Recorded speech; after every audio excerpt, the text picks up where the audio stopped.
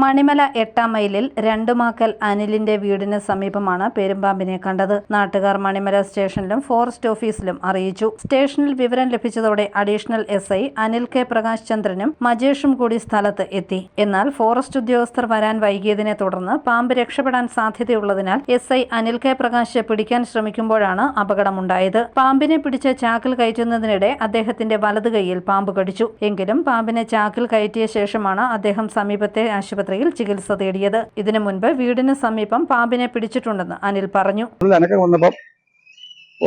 അത് അനങ്ങാൻ തുടങ്ങി. അനങ്ങിയത് ആൾക്കാരുടെ ഇടയിലൂടെ പോകാൻ തുടങ്ങിയപ്പോഴത്തേനാണ്. കാരണം പിന്നെ പോയാൽ പിന്നെ അതിനെ കണ്ടുപിടിക്കാനും പാടാണ്. കാരണം കുറച്ചധികം ദൂരമുണ്ട്.